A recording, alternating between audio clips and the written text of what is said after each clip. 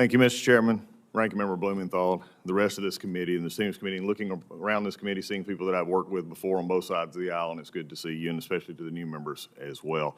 I'm honored to be sitting here to be the nominee for the next Secretary of the VA. I'd like to thank my friend Kevin Kramer for that kind introduction. I appreciate his work, and I appreciate your work as well. He hit it perfectly. It's about the vet, and I thank him for that. I'd also like to thank President Trump for his nomination and for his willingness to have not only confidence in me, but also the veterans of this country.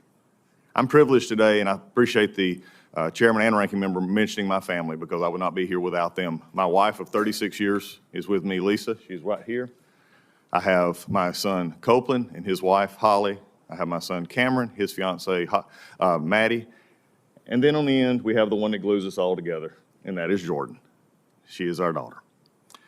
But there's also one that probably is watching right now that I'd be remiss if I didn't mention, and it's my 86-year-old father, who spent 31 years as a Georgia State Trooper. Dad, I'm here because of you and Mom, and I love you. You know, America is the greatest nation on earth, and it's the greatest nation on earth, I believe, because of the men and women who serve. It's the men and women who serve and are willing to take the step up to protect the freedoms that we hold so dear. And throughout my 2 decades of service, I've witnessed this firsthand. I've watched men and women go at their best, even when they didn't want to, and they served.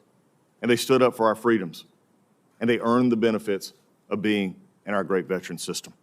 And the VA is there for them. In addition to being a Navy veteran for a while, I've now been in the United States Air Force for over 23 years. I'm a colonel serving at the Warner Robins Air Force Base at Afric Command, and I've been able to watch over the years leadership. Leadership is about listening, but it's also about leading. It's also about taking the men and women that you serve with and making sure that you're putting their needs first. When you're in the military, it's about the mission. For me, if I'm confirmed by this body, the VA will be my mission. It will be the mission to take care of our veterans and to make sure they get the benefits that they deserve. I'm an Iraq War veteran. I understand burn pits because I slept next to one for many months. I understand this generation that went for time and time and again, deployment after deployment, in a different way than we'd seen many times before in our past wars, and the needs that they have. But also being a veteran, I think I also bring something that is unique to this position almost since it became a cabinet position. I'll be the first member of this Hill, House or Senate, to serve if confirmed by this body, which I think brings a different perspective to my service here. Because over the years, we've all had our differences in this body, and Ranking Member, I appreciate you mentioning, yes, we have differences, but we can agree. Because I have worked across this aisle to pass major legislation. Thanks to President Trump and this body, we passed the First Step Act, giving real criminal justice reform with my partner Hakeem Jeffries in the House. Music Modernization Act, which Senator Kramer mentioned. Defend Trade Secrets Act with Chris Coons and many others. These are the kind of things that make big differences when you cross and you give good ideas. For me, it is about having respect for the members. It's about having respect for this committee. And that is what I believe this committee is one of the most bipartisan here. I have earned and worked bipartisanly to make things happen in this country. Because you know also, I believe that we also have a lot we're in common with on both sides of this committee's dais. I believe we also believe that there is timely access and care for our veterans, for every eligible person. I believe that we're actually supposed to reach out, and the Mission Act provides that template that we passed here, that I was a part of passing.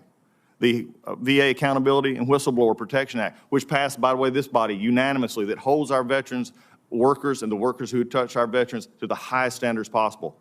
I will tell you right now, the veterans VA will not have a stronger fighter for the employees in the workforce than this secretary if confirmed, and also one that will make sure that we're held accountable, because good work begots good work, and others need to be held accountable. We will do that to make sure that we get the best for our veterans. The PAC Act, which was mentioned by the Ranking Member, something that I think we're still developing and making sure everybody gets the treatment. Just passed the Elizabeth Dole Act, something we're going to have to look at next. I'm looking forward to. But as we look at this, I do bring one thing. It's going to require your help, and it's going to require our mission. I bring to you today 2 things that will be at the forefront of my service. These are my dog tags. They're a reminder, just like every other veteran who served, that we're part of a bigger unit. And I also bring this bracelet that was made for me by a young airman. She was keeping watch each night, and I'd go by and see her, and we'd talk. I was a flight line chaplain at Balad. And she had said one night, she said, I've got something for you. And she ran back into her guard chat and she came out with this. She said, you're always bringing us something and listening. She said, I want to give you something. Well, what she didn't know is now about 15 years later, if confirmed by this body, this bracelet will be sitting in the Secretary of the VA's office, reminding me every day of the men and women that we serve. And with that, Mr. Chairman, I yield back.